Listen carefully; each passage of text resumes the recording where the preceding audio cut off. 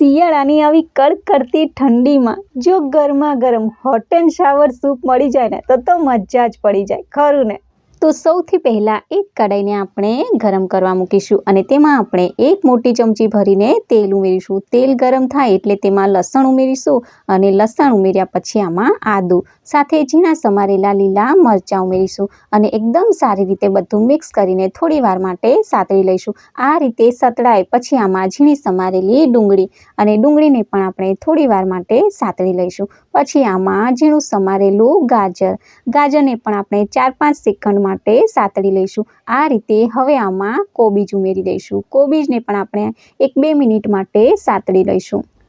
અને હવે ઉમેરીશું ઝીણું સમારેલું કેપ્સિકમ. તો કેપ્સિકમને પણ આપણે 2-3 સેકન્ડ માટે સાતળી લેવાનું અને લીલું લસણ સાથે લીલી ડુંગળી પણ ઉમેરીશું અને આ બધા વેજીટેબલને આપણે 2-4 સેકન્ડ માટે સાતળી લેવાના. તો અહીંયા વેજીટેબલને વધારે પડતા કૂક નથી કરવાના, ફક્ત આની કચાશ જ દૂર કરવાની છે, કારણ કે સૂપમાં જો આ વેજીટેબલનો ક્રંચ આવશે ને તો સૂપ પીવામાં વધારે ટેસ્ટી લાગશે. 1 નાની ચમચી જેટલો મરી પાવડર અને 4 ચમચી જેટલો ડાર્ક સોયા સોસ ઉમેરીશું, સાથે 4 ચમચી જેટલો રેડ ચીલી સોસ અને 3 ચમચી જેટલો શેજવાન સોસ ઉમેરીશું. અને આ રીતે હવે આમાં ઉમેરીશું 1 ચમચી જેટલો વિનેગર. જો તમારી પાસે વિનેગર ના હોય ને તો તમે તેની જગ્યાએ લીંબુનો રસ પણ ઉમેરી શકો છો. આ રીતે બધા સોસને સરસ મજાના વેજીટેબલમાં મિક્સ કરી લઈશું અને આ બધું બેલેન્સ કરવા માટે આમાં ઉમેરીશું 1 ચમચી જેટલો ટોમેટો કેચઅપ.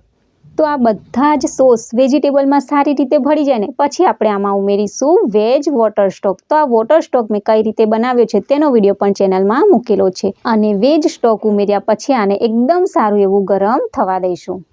તો ફ્રેન્ડ્સ, આ સૂપની વોટર સ્ટોક સાથેની ડિટેલ રેસીપી મેં ચેનલમાં મૂકેલી છે.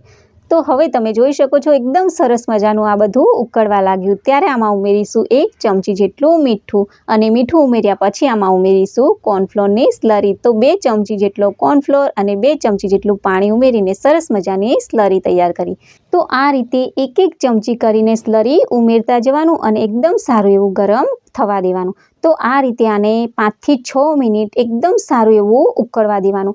આ રીતે એકદમ સરસ મજાનું ગરમ થશે ને એટલે આની થિકનેસ થોડી એવી ઘાટી થઈ જશે. તો આ રીતે તમે જોઈ શકો છો કે એકદમ સરસ મજાનો ઘાટો એવો આ hot and sour soup ready થયો. તેમાં આપણે ઉમેરીશું લીલા ધાણા. તો હવે આ કડકડતી ઠંડીને છૂમંતર કરે ને તેવો ગરમા ગરમ હોટ એન્ડ સાવર સૂપ તૈયાર છે.